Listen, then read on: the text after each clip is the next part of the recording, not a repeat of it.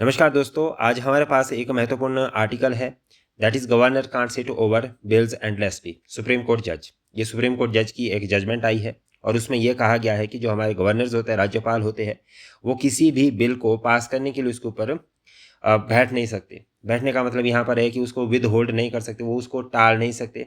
सरकार अगर किसी बिल को गवर्नर की सहमति के लिए भेजती है तो उसे वो सहमति दे देनी चाहिए यदि वो बिल लोकहित में है और यदि वो देश हित में बहुत ज़्यादा ज़रूरी है तो उसको वो विद होल्ड लंबे समय तक नहीं कर सकते।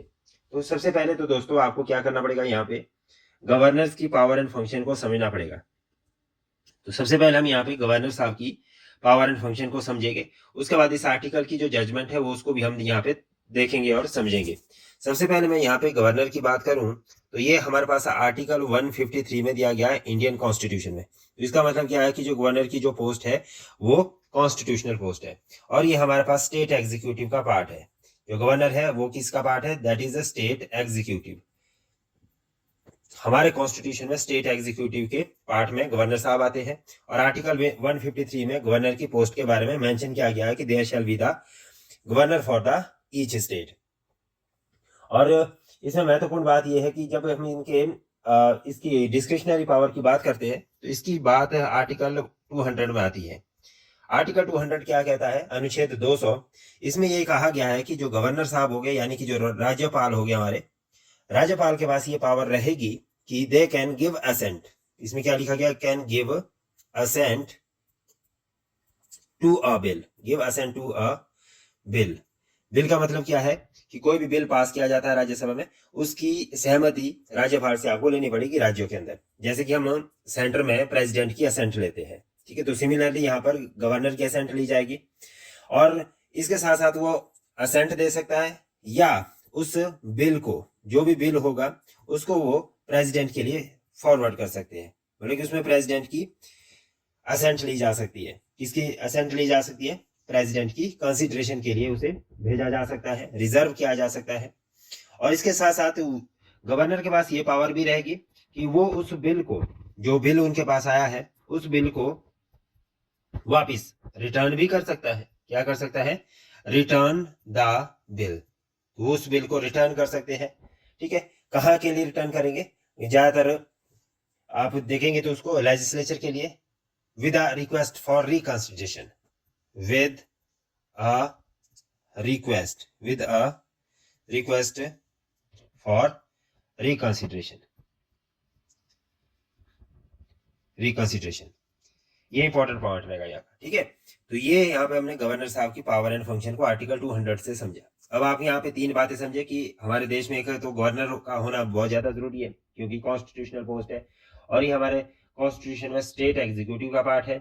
और तीसरा ये कि जो गवर्नर है वो अपने किसी भी बिल को पास करने के लिए सहमति दे भी सकता है, प्रेसिडेंट के लिए कंसिडरेशन के लिए भेज सकते हैं और उसके अलावा किसी भी बिल को वो लोक इसमें विधानसभा में वापस भेज सकते हैं ताकि वहां पर उस बिल के ऊपर दोबारा से चर्चा की जा सकती है अगर गवर्नर साहब को लगता है कि वो बिल अभी पूरी तरह से लोकहित में नहीं बना है या संविधान के किसी भी जो हमारे मूल अधिकार है उसको वो इन्फ्रिज कर रहा है या उसके साथ किसी तरह से वो टकराव कर रहा है। तो ऐसी स्थिति में उसे रिकंसिडरेशन के लिए भेजा जा सकता है। ठीक है, बट अब यहाँ पे बात आती है कि आज जो ये जजमेंट आई है ये किस केस में आई है, ये भी आपको समझना बहुत ज्यादा जरूरी है। इसको समझना बहुत ज्यादा जरूरी है, राइट। तो दोस्तों इसमें हम देखेंगे कि जो गवर्नर साहब है, governor can't sit over bills endlessly, ये एक यहाँ पे न्यूज छपी है और ये द हिंदू की न्यूज है। इसमें एक जजमेंट आई है। थ्री जज सेज दैट, थ्री जज कौन से? हमारे पास चीफ जस्टिस, ठीक है, चीफ जस्टिस ऑफ इंडिया और टू अदर जजेस, दो अन्य जज कौन कौन से हैं? पीएस नरसिम्हा और जस्टिस विक्रम नाथ, इन दो जज और एक चीफ जस्टिस। चीफ जस्टिस को कौन है हमारे पास? B are Gavai. ठीक है, जो हमारे पास चीफ जस्टिस है भारत के, तो अगर भारत के चीफ जस्टिस की बात करें तो भारत के चीफ जस्टिस अभी वर्तमान में बी आर गवई साहब है। तो इन तीन जज ने एक जजमेंट दी है कि governor could neither delay indefinitely the legislature wisdom nor impede constitution's functioning। यानी कि जो गवर्नर है वो किसी भी बिल को लंबे समय तक टाल नहीं सकते और साथ ही साथ इसके साथ साथ जो कॉन्स्टिट्यूशनल की जो फंक्शनिंग है, यानी कि जो संवैधानिक की जो गतिविधियां है, उसको वो किसी भी तरह से इम्पीड नहीं कर सकते। ये यहाँ की एक बहुत बड़ी बात बोली है। ठीक है, तो इसमें मेजरली जो कंसर्न है, ये कंसर्न है तमिलनाडु का, state of Tamil Nadu and West Bengal, that governors could not sit endlessly over bills placed before them for assent. ये कहा गया है।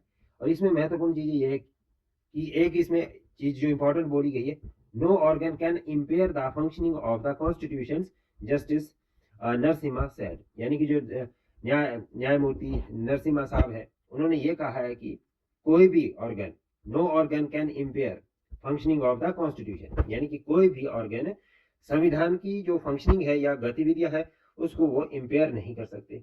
और इसके साथ इसमें एक महत्वपूर्ण चीज कही है, वो आपको समझनी जरूरी है। ठीक है, इसमें क्या कहा गया है, senior advocates Kapil Sibal for west Bengal submitted that high offices under the constitution must work collaboratively not competitively with each other.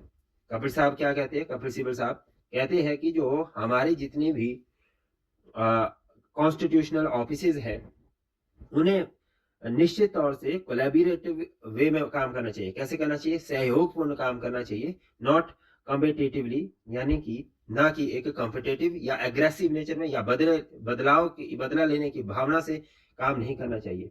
कैसा काम करना चाहिए, सहयोगपूर्ण सौहार्दपूर्ण तरीके से काम करना चाहिए। ये उसमें महत्वपूर्ण जजमेंट्स आई है।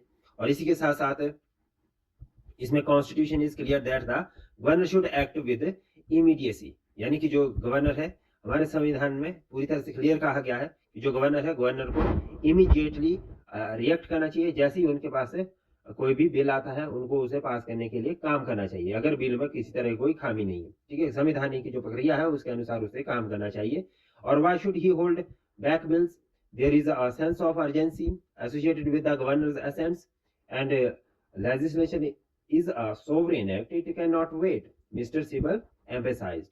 So this is very important, and Mr. Singhvi said that bills were meant to realize the felt necessity for the time। मतलब कि सिंघवी साहब ने साथ में इसमें ये जोड़ दिया कि भैया जो बिल होगा वो क्या है कि आप उसकी अर्जेंसी को भी समझिए, उसकी इंपॉर्टेंस को भी समझिए। अगर वो इतना बिल जरूरी है और आप उसको डिले करेंगे तो संवैधानिक जो गतिविधियां है और देश की जो विकासात्मक गतिविधियां है वो तो सीधे तौर से रुक जाएगी।